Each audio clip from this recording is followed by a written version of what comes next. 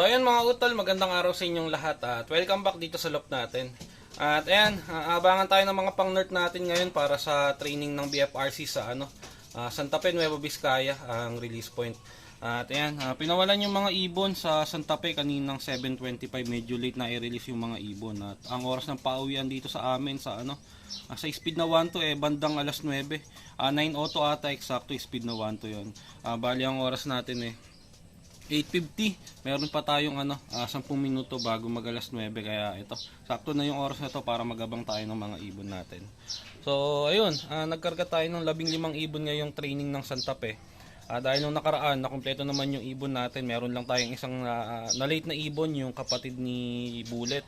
So na-late yung ibon natin na yon, na siya, hatanghali na umuwi yung ibon, cut off na. Pero yan nga, buti umuwi siya at ngayon nakakarga na yung ibon, nakatraining siya ng Santa Fe. At yun nga, malayo-layo na yung training natin ngayon. So Santa Fe na, nanggaling tayo ng kaliwa, ngayon kumanan tayo. At ayan, tingnan natin kung ano yung magiging uwi ng mga ibon. So maninibago sila dahil madalang silang mag-training sa gawing gawing kanan pangkaraniwan, sa gawing tayo Tarlac, Pangasinan. Pero ngayon may training sila ng Vizcaya. So nung mga nakakaraan nga dapat may training yung mga ibon natin, kaso nag-uulan dito sa amin kaya nagka-cancel yung club namin. Halos 1 week na pahinga yung mga ibon natin sa training, kaya sigurado medyo maninibago yung mga ibon natin. Pero yun nga, kinakailangan na i-training natin yung ibon, kaya kinakailangan na i-diretso natin i-training nila dahil yun, yung club namin na BFRC malapit-lapit na yung derby. So meron tayong ilang pirasong entry doon pagka may nakaabot ng derby sa mga ibon natin. Ayan, so mag-aabang-abang na rin tayo ng mga ibon natin. May mga dumadaan na, ewan ko kung anong club to, pero mukhang hindi to sa BFRC kasi maaga pa masyado para dun sa mga ibon ng BFRC. Baka sa ibang club to, ibang club na nag-release sa gawing norte. Ayan, mag-aabang-abang tayo ng mga ibon natin. At ayan, habang nag-aabang tayo ng mga pang-north, update ko muna kayo dito sa mga pang-south natin. Ayan yung mga pang-south natin, So magkakasama na sila sa isang loop. Bali 13 na yung pang-south natin na nandito. Ayan sila. Magkakasama na yung first batch at yung last batch ng mga pang-south natin. At ayan, sanay na rin yung mga natin dito, yung mga first batch natin, yung magugulang. So sanay na silang makihalubilo dito sa mga last batch natin, magkakakilala na sila. At napapalipad na rin natin yan. At dito na rin sila pumapasok sa loop natin na to, hindi na dun sa maliit na loop natin sa taas. So sinaraduhan ko kasi yung loop sa taas para hindi sila pumasok doon. At sinanay ko na sila dito na na pagka galing silang ronda, dito ko na sila tinatawag para dito sila pumasok. At yan, sanay na sila. So yun, komportable na sila, magkakakilala na tong mga to. Susunod yan, silang lahat, pagsasabay-sabayin ko ng i-release para pati sa pagronda, magkakasama na sila. Dahil sa pagronda, pinaghihiwalay ko pa yung mga first batch kasi natin dumadayo, baka maidayo yung mga last batch, mawala, sayang. Yung mga last batch natin kasi ngayon pa lang sila dumadayo-dayo. So hindi pa pwede na lumayo ng husto. Hindi pa sila kasing lakas ng mga first batch natin. So ayan yung update natin dito sa mga pang-south natin. At ayan, abang-abang na tayo ng mga pang-north natin. So ayan, abang-abang tayo. Ang oras natin eksakto 9:02. So 1-2 na lang ang speed ng mga ibon, pero yun, wala pa tayong ibon.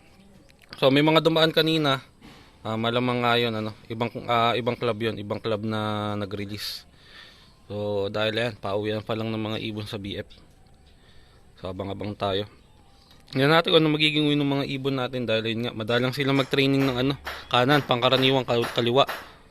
So tingnan natin kung ano yung magiging nila ngayon, kung ano yung magiging uwi nila.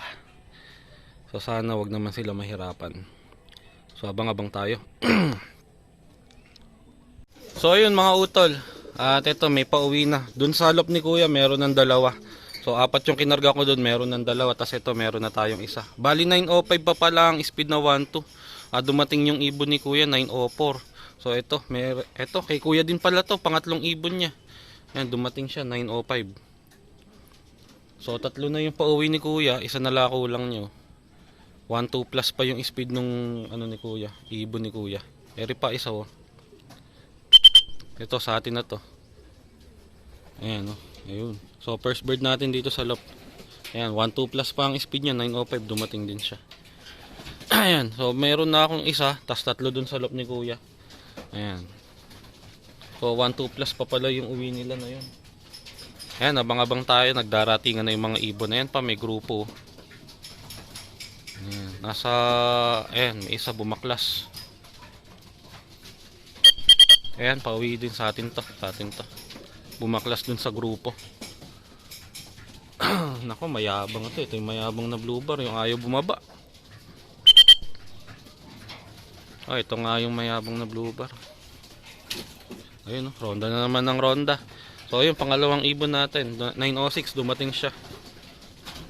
Ayan, nasa 1, 2 plus pa pala yung uwian ng ibon. Nakala ko 902 ang pauwian sa speed na 1, 2. Ayan, medyo okay naman yung uwi ng ano natin, yung mga first dropper.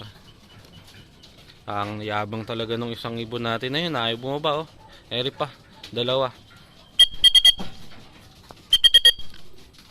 Ayan, nagdaratingan na sila. Eri mayabang, oh. Ayaw bumaba talaga.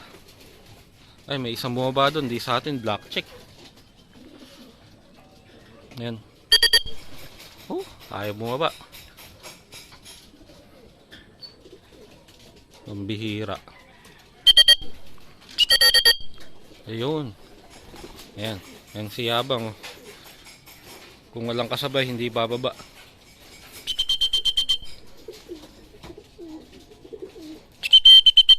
Ayan pa isa, port bird, white light, pip bird. Ayan, magkakasunuran sila. Ayan, lugon na lugon, oh. Hirap na hirap, oh. Lugon na lugon yung ibon na to. So meron na tayong ano. Ilan na ba to? 2, 4, 5, 5 na. So dun sa loob ni kuya, 3 na. Isa na lang kulang dun, yung brown. So maganda yung uwi nung ibon dun. Eri pa isa, brown. Ah hindi, white light. All bird natin, no? All bird.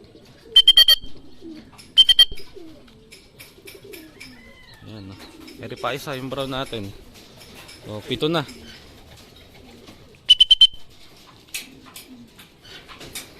Ayan, mga nasa 1 to 5 speed nila. Ayan. So 7 na ang pauwi natin. Kulang ng 8 na lang ang kulang natin. So ito, pang ano natin, pang 8 ibon. Ayan, pang siyam. Ay, ito na, yung kapatid ni Bullet. Maaga siya. So pakita ko sa inyo. Ah, hindi pala, kala ko kapatid ni Bullet. Blue bar pala to. Ayan. So siyam na ba pauwi natin? Bilangin nga ulit natin. 2, 4, 6 ay 2, 4, 6, 8, 9. Tama, siyam. Kulang na lang tayo ng ano, 6. So ayan, eksakto 1 to speed nung mga huling umuwi. 909 na. So 6 na lang yung abangan natin. So ayan, ano natin, pang 10 ibon, saka pang 11. Eri isang all bird natin na lugon. Ay bali pang 12, pang 10, pang 11 at pang 12. Ayun, oh. Ayan, oh. Ay isa na nawala. Ayun yung isa, blue bar. Ay mukhang hindi atin yung isa na yun. Eri dalawa sa atin to. Ah, sa atin din. Sa atin nga. Ayan. So, kulang na lang tayo ng 3. Wala pa rin yung kapatid ni Bullet. Mukhang nahihirapan talaga sa pakpak yung ibon. So, kulang na lang tayo ng 3. 2, 4, 6, 8, 10, 12. Tama, 3 na lang. 12 na yung pauwi natin. So, ayun mga utol. Habang wala pa yung 3 ibon natin, parorondahin ko yung yung mga first batch natin. So palalabasin natin sila. Hindi natin isasabay yung mga last batch kasi baka dumayo yung first batch, ilayo yung mga last batch natin, baka mawala. So sayang. Ngayon pa lang natututong maggrupo yung mga last batch natin, kaya ingatan natin. So yun, palabasin natin yung mga first batch. So bali yan, ito yung 6 na first batch natin. Sila muna yung palalabasin natin. Hindi natin sasabay yung mga last batch.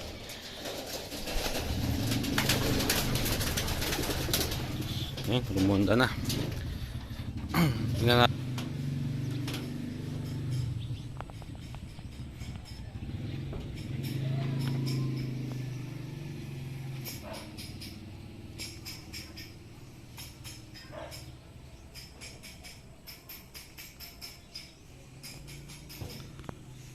So ayan, tumaas na yung 6. Ayan, padiretso sila dun. Ayan, mukhang dadayo nga. So mamaya titignan natin kung pag tinawag natin sila, papasok na dito sa ano natin, sa baba na loop. So sinarado ko na yung ano nila, yung loop nila dito sa taas. Ayan, sarado na yung landing board nila. Ito, may pauwi tayo. Ayan, kapatid ni Bullet. Ayun, buti. Umora siya ngayon. Eri pa, pang ano, pang 14 ibon. So ang kulang na lang natin ay isa na lang. Galing na sa likod, overshoot na. Ayun.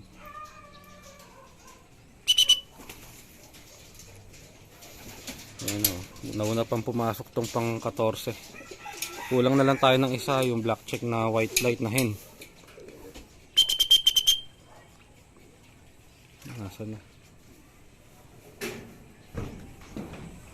Ayun, doon nababa. Doon talaga bumababa yung kapatid ni Bullet. Parang si Bullet nung araw, dyan din bumababa pagkagaling ng training. So hayaan lang natin, maya maya papasok din yan. So ayun yung mga pang south natin. Eto na, kakauwi lang nila galing dayuhan. Tignan natin kung kung dito na sila papasok pagka tinawag natin sila mamaya pagbaba nila. So nung nakaraan, pinalipad ko sila, tapos nung pagbaba nila tinawag ko sila, dito na sila pumasok. So ngayon tignan natin kung ganun ulit yung gagawin nila. Gutom na tong mga to, anong oras na, tanghali na. Kaya sigurado na to, mga nakaramdam ng gutom tong mga pang south natin na to. Sana wag tayong mahirapan na papasukin sila dito sa loop natin sa baba. Kaya gusto na bumaba. Yun lang ang problema, nasanay sila bumaba dito sa taas Pituhan na natin.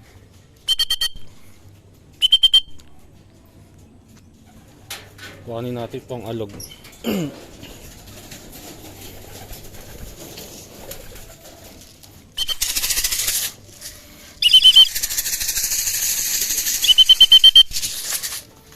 Ayun, doon sila bumaba. Yun ang problema, doon sila bumababa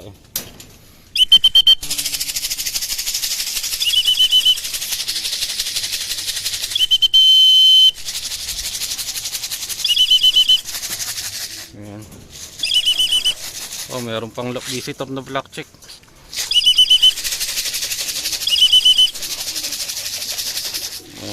Doon talaga nila naisip na unang pumasok kaso nga sarado na yun. Ayan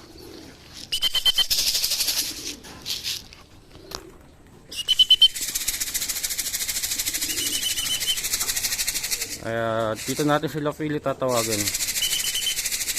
Ayan.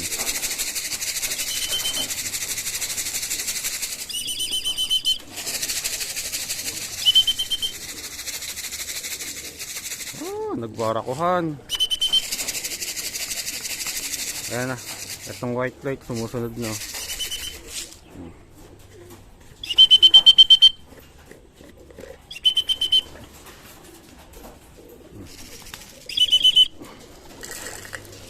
So ayun, sumunod na yung 4. So tawagin na natin yung 4 sa loob.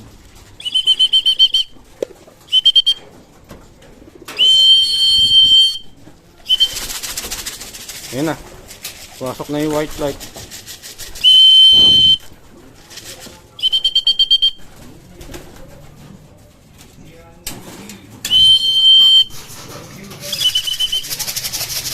Pasok na.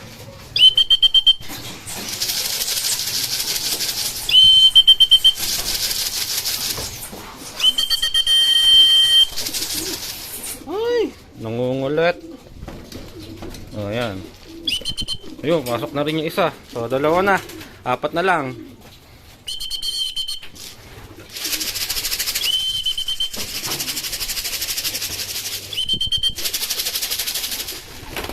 Nagbabara ako pa kasi.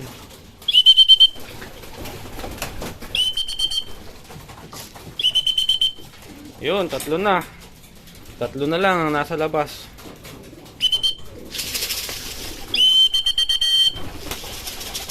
Ayan, 4 na, 2 na lang yung nasa labas. Mukhang naiwan pa yung isang makulit.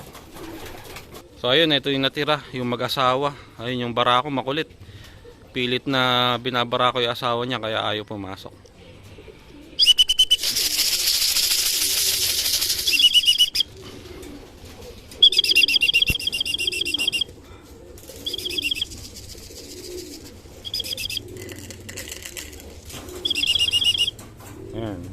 barako.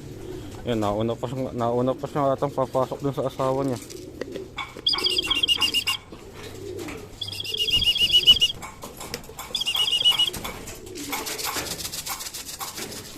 Yan, dalawa sila. Tawagin na natin sa loob. Ayun, pasok na isa.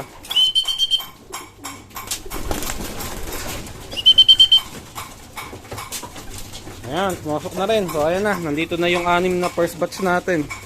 So yun nga, kahit pa paano sanay na sila. Mga ilang araw pa na ganun, sigurado hindi na tayo pahihirapan magpapasok ng first batch natin. Pwede na natin silang isabay dun sa mga last batch, sa mga susunod na araw. Pagkasanay na yung mga last batch natin. Yan. So maya maya magpapakain tayo ng mga ibon. Wala pa rin yung isang ibon natin na pang north, yung black check white plate na hen. So na-late na yung ibon. Sana maya maya dumating na. Para di tayo malate magpakain. Yan. So ayan mga utol, ito na yung last bird natin. Ayan, kadarating lang niya. So buti, dumating siya bago tayo magpakain. Wala tayong na-late na ibon ngayon. Pumasok pa sa oras yung uwi niya. Dumating siya 9:38. Ayan. So pahinga lang ng konti yung mga ibon natin. Maya maya magpapakain na tayo. Pero gutom na sila, naghihintay na sila ng pagkain. Pero maya maya na natin sila pakakainin. Ayan. So ayun mga utol, nagpakain na tayo ng mga pang north natin. At ayan, kumakain na sila. At yung training nga natin ngayon ng Santa Fe, Nueva Vizcaya, maganda naman. So nakumpleto naman tayo na maaga. Wala naman na-cut off dito sa mga ibon natin. At ayan, sana magtuloy-tuloy na ganun yung uwi ng mga ibon natin. Dahil yung BFRC, mga ilang training pa, magde-derby na. Baka mag-entry tayo doon ng mga ilang piraso. Siguro 4 hanggang 5 ibon ang i-entry natin doon. Kaso wala tayong young bird ng BFRC. Lahat ng young bird natin ng BFRC nawala.